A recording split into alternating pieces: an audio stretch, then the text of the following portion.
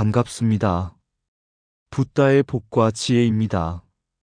부처님의 가르침은 우리에게 현세와 내세를 아우르는 균형 잡힌 삶의 길을 제시합니다. 오늘은 국가 중심 불교와 원찰, 그리고 태실의 의미를 통해 불교가 역사 속에서 어떻게 발전해 왔는지를 살펴보고자 합니다. 우리 삶은 아름다운 세계에서의 한 걸음이며 미래로 이어지는 길 위에 있습니다. 그러므로 현세와 내세 모두를 소중히 여기며 서로 균형을 이루는 지혜를 배우는 것이 무엇보다 중요합니다. 부처님께서도 말씀하셨듯 우리는 이 순간의 가치를 깨닫고 다가올 세대를 위해 올바른 선택을 해야 합니다. 오늘 이 자리에서 함께 나누는 이야기가 우리 각자의 삶에 평화와 조화를 더하는 지혜가 되길 기원합니다. 자, 그럼 역대 제왕들의 태를 모시는 사찰을 태실이라 부른다. 그 여정을 함께 해볼까요? 옛날 어느 나라의 위대한 왕은 자신의 태를 모시는 사찰, 태실을 세웠습니다. 왕은 이 사찰을 자신의 왕권을 상징하는 중요한 장소로 삼았을 뿐 아니라 백성들에게 불교의 가르침을 전하는 중심지로 만들고자 했습니다. 하루는 왕이 이 태실을 방문하여 한 스님에게 물었습니다. 스님, 이 태실이 내 왕권을 보호하고 백성을 보살피는 힘을 줄 것이라 믿습니다. 그런데 이 사찰이 나의 영광만을 위한 것이라면 과연 부처님의 가르침과 어울릴까요? 스님은 미소를 지으며 답했습니다. 대왕께서는 지금 중요한 질문을 하셨습니다. 태실은 왕권의 상징일 뿐 아니라 왕이 백성의 안녕을 위해 마음을 다짐하는 장소가 되어야 합니다. 부처님께서는 현세와 내세가 균형을 이루어야 함을 가르치셨습니다. 대왕께서 현세에서 백성을 잘 다스리고 내세의 안락을 위한 씨앗을 심으신다면 이 태실은 단순한 권력의 상징을 넘어 진정한 불교의 도량이 될 것입니다.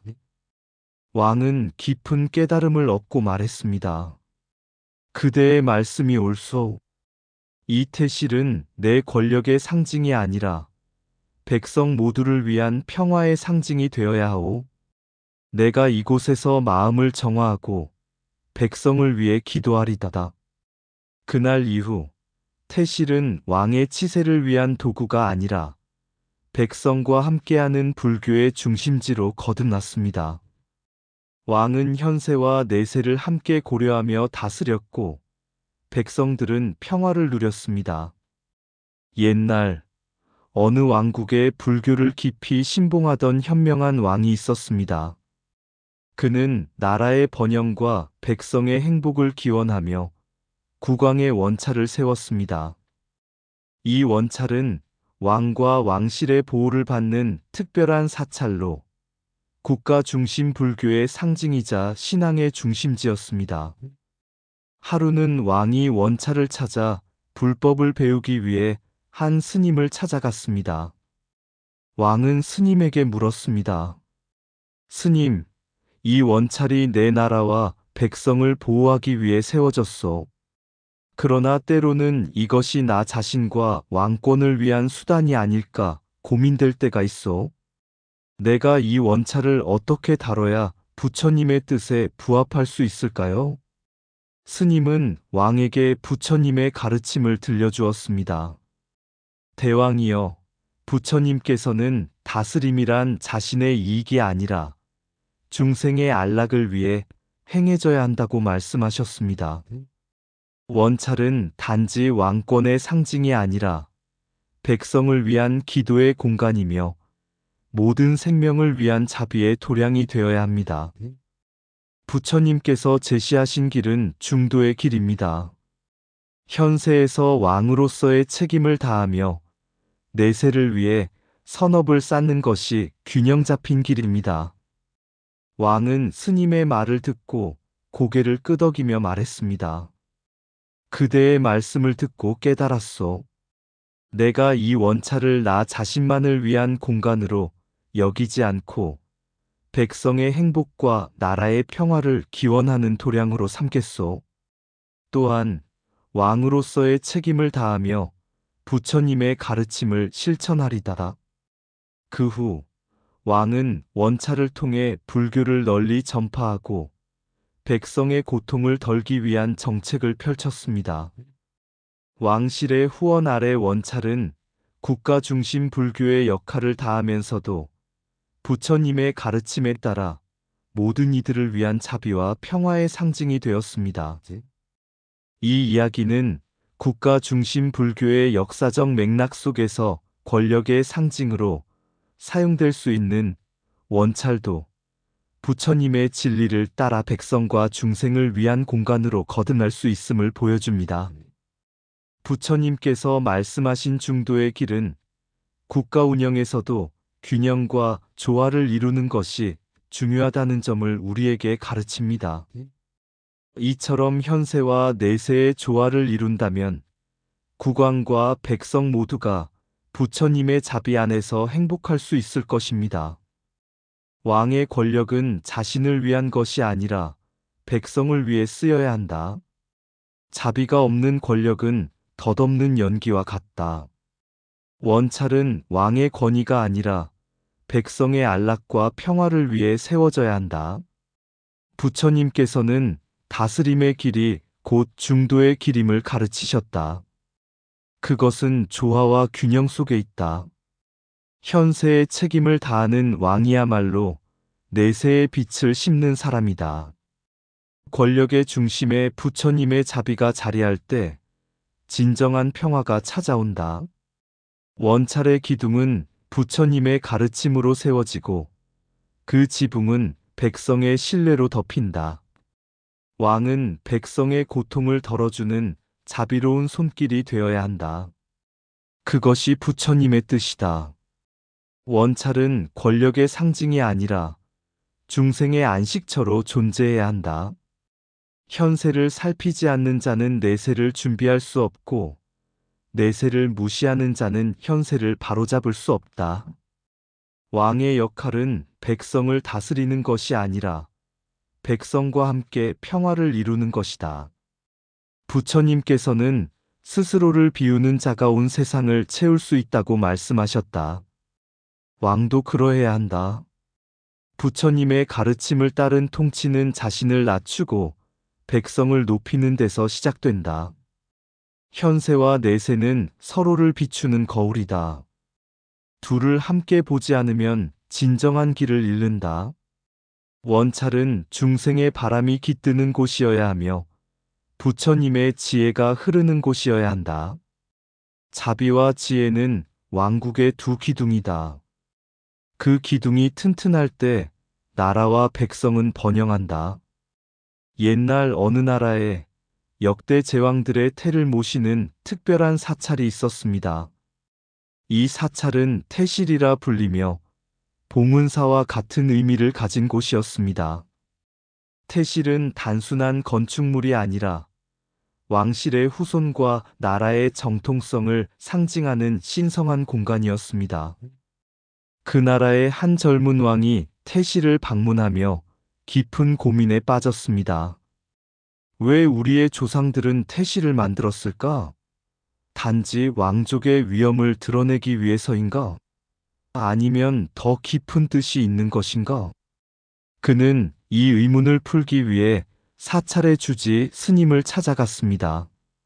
스님은 왕의 물음에 부처님의 가르침을 바탕으로 이렇게 답했습니다. 대왕이여, 태실은 단순히 왕실의 상징이 아닙니다. 그것은 우리 모두가 서로 연결되어 있다는 진리를 상징합니다. 왕실의 태를 모시는 일은 단지 한 가족의 혈통을 지키는 일이 아니라 백성과 나라가 하나의 운명을 공유하고 있음을 보여주는 것입니다. 부처님께서는 모든 존재가 서로 의존하여 존재한다고 하셨습니다. 태실은 바로 그 가르침의 상징입니다. 왕은 깊이 생각하며 물었습니다. 그렇다면 태실과 같은 사찰이 국가에 주는 의미는 무엇입니까? 스님은 대답했습니다.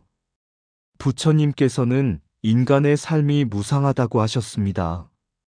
그러나 무상함 속에서도 우리는 법과 진리를 통해 영원한 가치를 발견할 수 있습니다.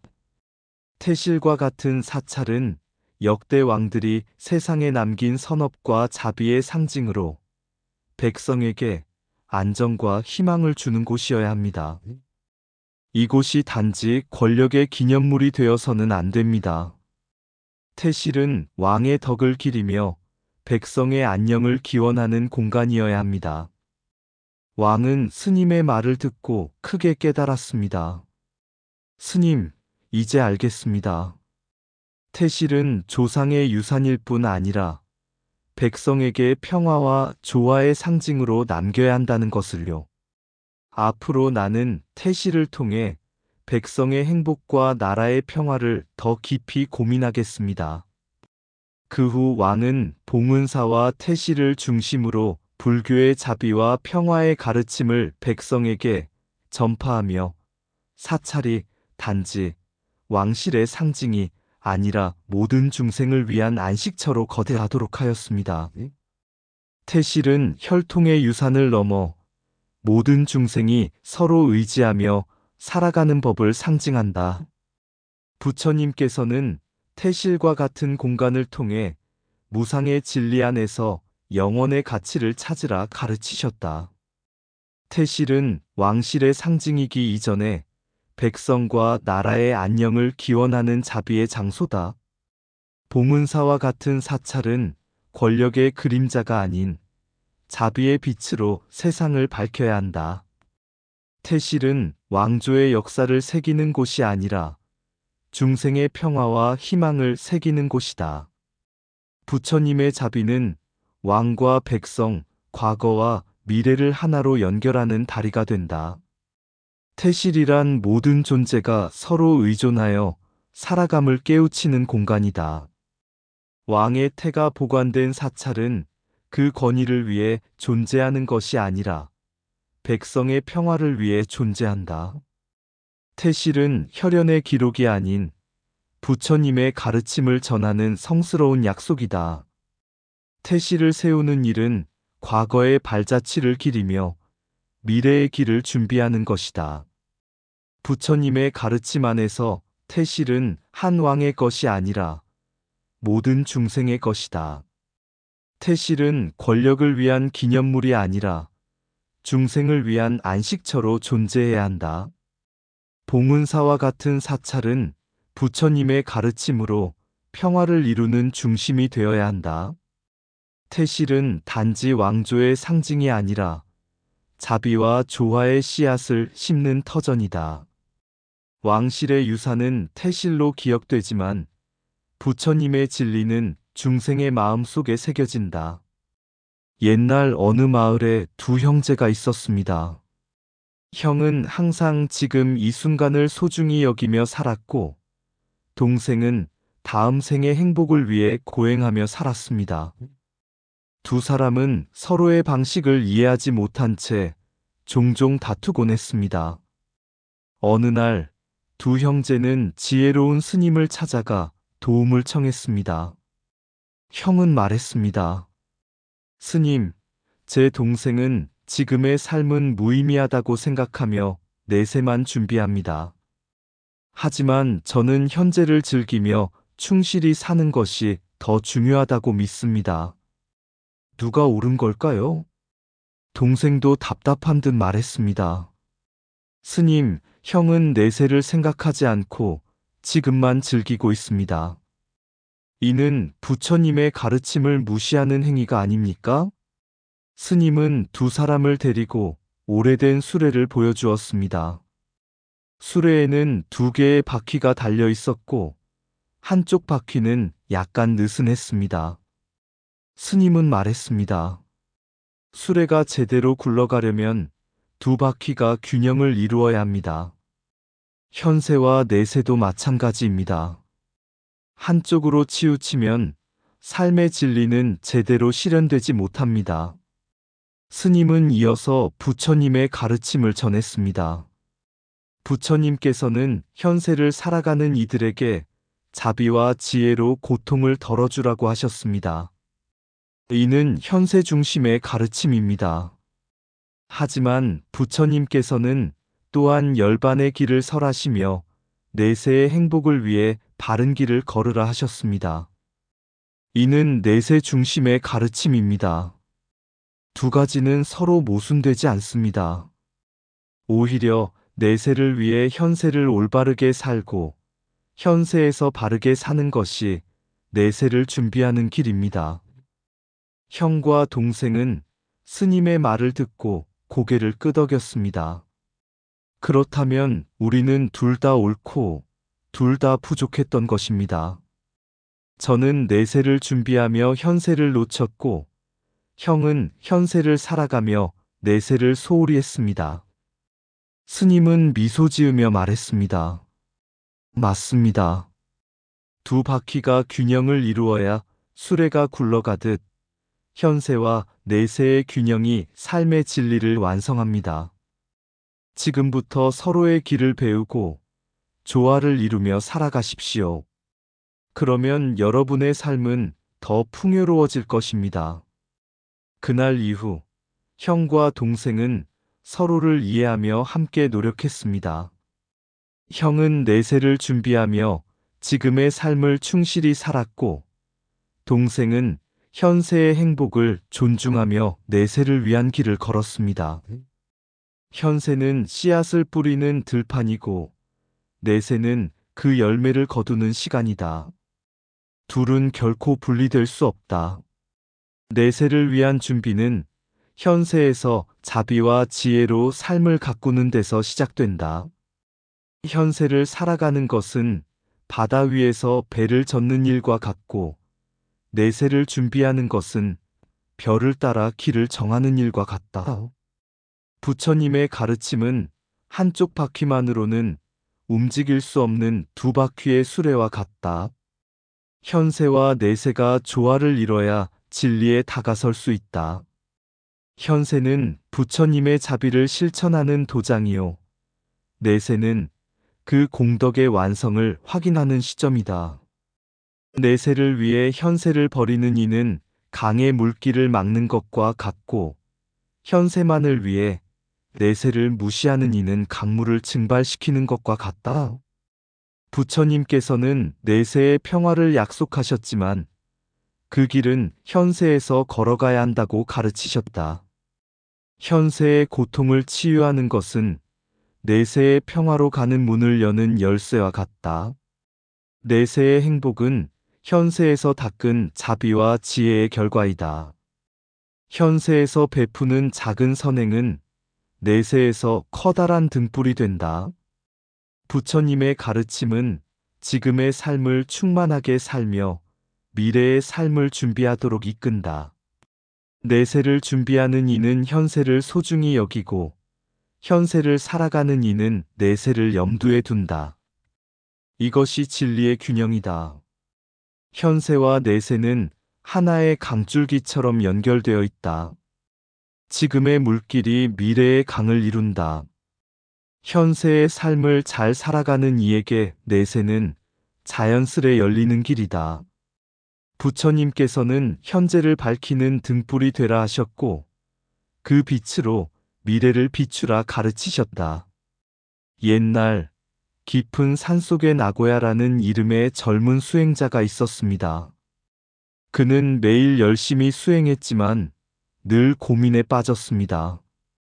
현세에 집중하다 보면 내세를 놓칠 것 같고, 내세를 준비하다 보면 현세를 소홀히 하는 것 같구나. 어떻게 해야 부처님의 진리를 온전히 따를 수 있을까? 고민 끝에 그는 지혜롭기로 소문난 한 스님을 찾아갔습니다. 스님은 나고야의 이야기를 듣고 미소 지으며 말했습니다. 숲속에 새를 본 적이 있느냐? 새가 날 수 있는 이유는 두 날개가 균형을 이루기 때문이다. 한쪽 날개가 강하거나 약하면 새는 제대로 날지 못한다.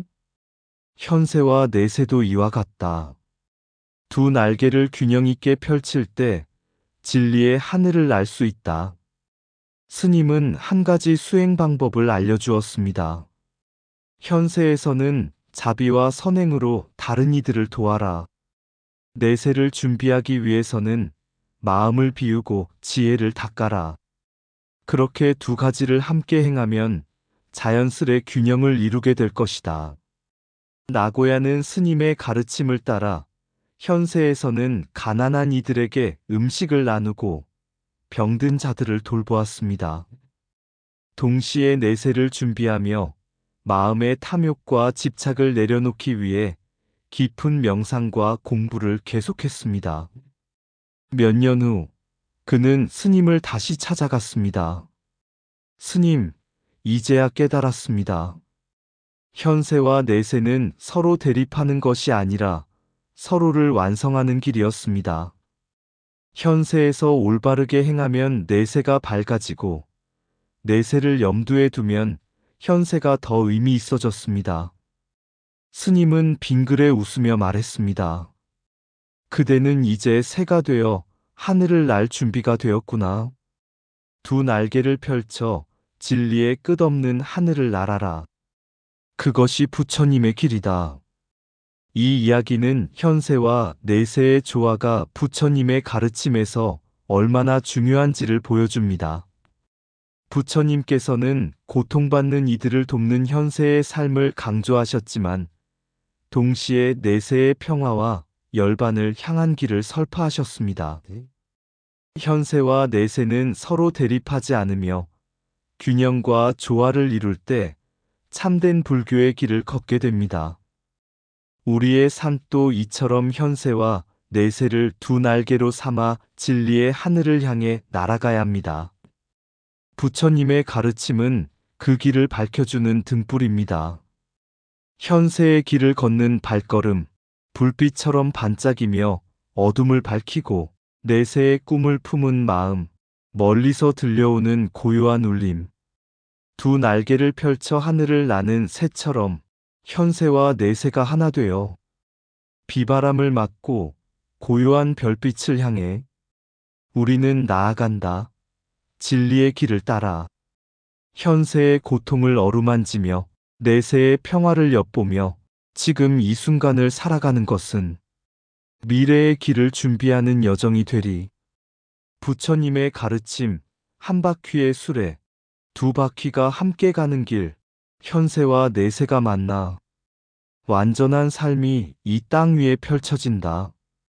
탐욕을 넘고 집착을 비우며 모든 존재에게 자비를 베푸는 길, 그 길에서 우리는 하나가 되어 부처님의 가르침을 온전히 실천하리. 내세의 평화는 현세에서 이루어지고 현세의 평화는 내세에서 완성된다. 두 날개를 펼쳐 나는 새처럼 우리는 진리의 하늘을 향해 나아가리. 이상 붓다의 복과 지혜였습니다. 오늘도 복지 구족한 날 되세요. 구독과 좋아요는 붓다의 복과 지혜를 밝히는 큰 자비의 등불이 됩니다.